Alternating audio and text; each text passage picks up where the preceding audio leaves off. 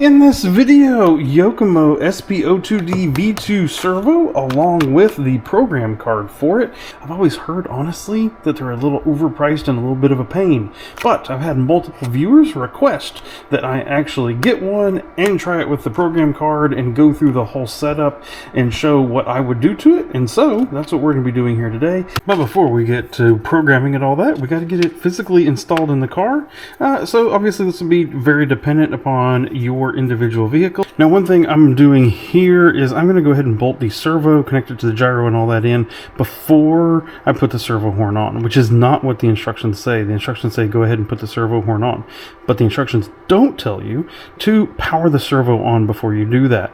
And I want this in the car, powered on exactly as it's going to be setting before I put that servo horn on. This is a very common thing. I get questions on the channel about this weekly. Someone who can't get their steering set right because they just blindly followed the instructions and put the servo horn on while the servo was not powered on, not centered, and then they can't figure out why they're not getting equal throw side to side, why they can't get the gyro to set up correctly, all that kind of stuff. Everything's powered on. I can confirm that the servo actually is moving. I can hear it when I wiggle the steering, and the steering trim and everything is centered. So now what we're gonna do is come in here, we'll hold the wheels about as straight as we can get them as we attempt to then put that servo horn on. Alright, so with that now on, good chance that your steering will not be centered. Now, I do not recommend in the controller actually changing any trim, because if you do that, sometimes the gyros don't like that. So use a little turnbuckle wrench, lengthen or shorten this rod as you need, and then that way you can leave your steering trim at 0.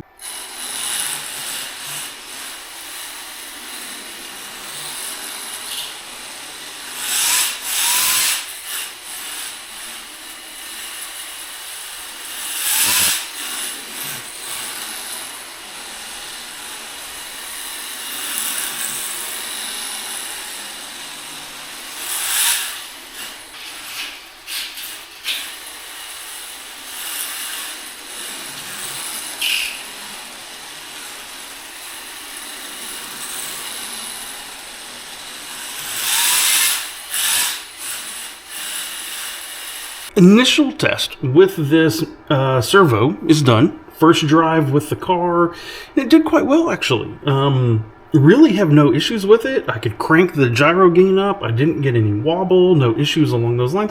But I think I might have made a fatal flaw, which is I'm testing the servo with the Futaba GYD 550, which is basically the gold standard when it comes to drift gyros. I think it'll basically make any servo good, and I've actually proven that in another video where I tested all the way down to super cheap servo and it worked really well. So I'm a little nervous that maybe I am masking some maybe otherwise potential issues with this SP-02D because of the gyro that I'm using. But still, what we're going to do now is get this hooked up, the programmer. We're going to show how to hook it up, and we're going to go through just a little bit of what are some of the settings that are in this thing, and what do they do? Test them back to back and see, can I tell the difference in these different settings? In order to use this, you have to get it power somehow. Plug it into the receiver. Now, honestly, in this situation, we can plug it into any one of these free ports. We're not looking about the communication cable. We're just looking to get power. The other side is you're looking for the servo wire itself that is typically going to be plugged into the gyro. And then from it, you are looking to plug that here into the programmer. And I get nothing. Aha! So it didn't tell you anything on here about which side goes where, so it was just a guessing game. There's no indication of which side the sensor should go on, so I now need to flip it around. So the sensor wire goes on this side. I'm assuming it goes on the same side for the servo as well. It does recognize it. Look at that. It recognizes it as the SP-02D V2. So it does recognize. I don't know if you can actually see that on the screen at all. Okay, the first thing that we are going to change is the power. It has a range from 50 to 100. There is 50. There it goes up to 100. For me, it started at 60. According to the instructions, it says that the initial setting is 80. It says more power you give it, the more speed and torque it has. So we're going to crank it up to 100 just for giggles. hit this enter button. It now says that it's 100, and we're gonna go test it. So it was at 60 when I started, which is almost at the bottom. Now we've taken it all the way to the top. Let's see if we can tell a difference.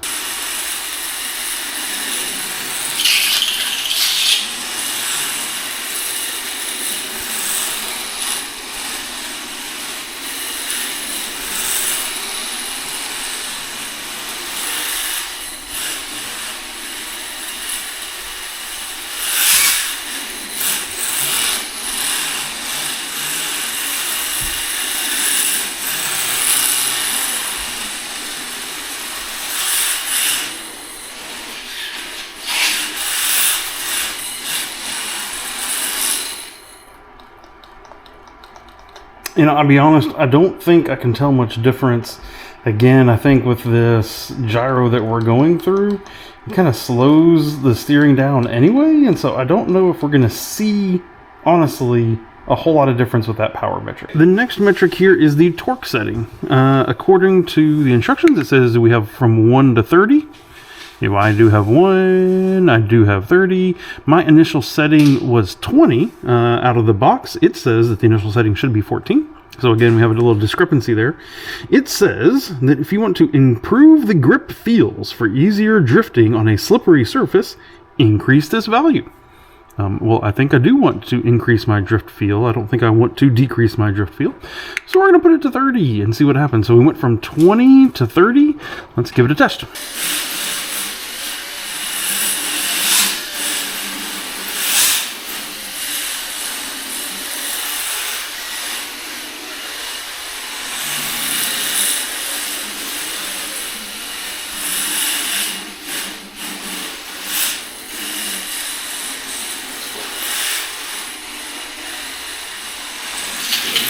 Couldn't really tell much difference, so we're going to go all the way to 1 on the torque setting and see what that does instead.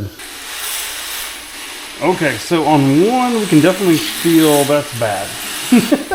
1, it feels like the servo is underpowered and doesn't have enough control to control the vehicle. So, good to know. Feels like the steering's all over the place. Yeah, we're going to crank the torque right back up. That feels super odd.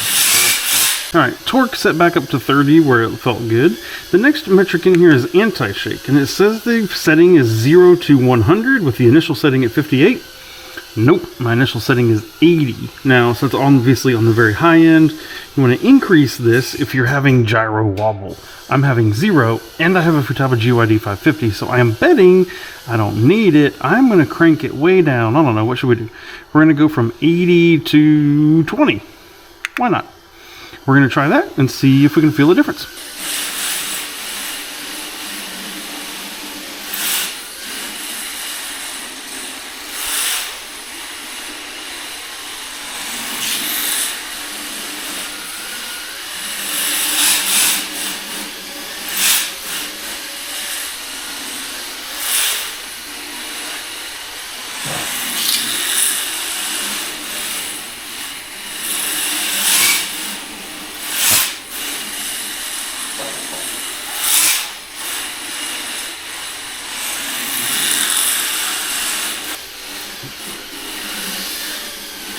Now I am much happier with this setting. It does feel like maybe that anti-shake setting at 80, as it was from me out of the box, was a little too high. And maybe kind of feeling a little bit like a stick in the mud. You know, slowing the servo down too much, especially with this gyro pairing. So now with way down to 20 on the anti-shake, it feels better. So I think again, that's going to really depend on what gyro and servo combo you're using. Now, I think that's not necessarily to say that that is the right setting. I think depending on what gyro you're running, how you like to drive, I think that number could be different. But in general, I'm guessing, set the gyro gain to where you're comfortable, drive the car, get comfortable with it, and then continue to decrease that anti-shake until you just start to get a little bit of gyro wobble, and that's probably going to be where you're going to want that setting. Now, it turns out there are 2 more settings in this. There's a neutral width and a reverse. The neutral width, I don't honestly really believe is something that we need to change. It's usually, it says that it can be a little bit more about how direct the steering feels straight out of the box, but honestly, I think that's something that most people probably shouldn't even mess with. And then the reverse is just, does the servo work in the wrong direction? Do you need to reverse it? Well, you can do that in the controller. You can do that here as well. That's fine. But, you know, I don't need to show you how to reverse it and all that. So, all right, final thoughts on the servo programmer combo is that, you know, they're a mainstay and a staple in the RC drift community for a reason, as it turns out. They just work. They work well. It's simple. And they're somewhat cost-effective overall in the RC drift community. I mean, the servo itself, $76. So that's not cheap. That is not cheap at all. You add the programmer on top of it, another $43, so you're at just $120 basically for the servo and programmer combo, and that's not cheap. There are definitely cheaper servos out there, but the good news is the servo did pretty well just straight out of the box. So I think for a lot of folks, you could get away with just putting the servo in and just being done with it. If you need a programmer, maybe someone at your track has one that you can borrow. I'm certainly going to keep mine with me, and so whenever I'm at the track, if someone's with me there, they need it, they can use it. But a lot of people will ask, like, what about the competition? What about the other servo options? Yokomo offers the SP-03, so it's even a higher number. It must be better, right? But it's not really. It's slightly more powerful, slightly more torque. It looks a lot fancier. I mean, super duper fancier. But otherwise, it's basically the same thing. Like, you're not gaining that much by going to the SP-03D.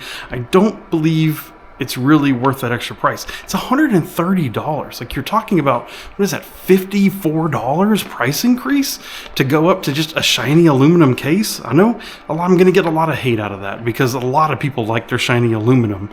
And if you want it for your shiny aluminum, that's fine, but you're almost doubling the price of the servo just basically for that. Otherwise, this SP-02D works just fine. Now, typically my go-to servo has been the RevD RSST, but you know what, that thing, based on the demand, the price just keeps going up on it. So now when I look at it, it's $94. So that's $20 more expensive than this Yokomo.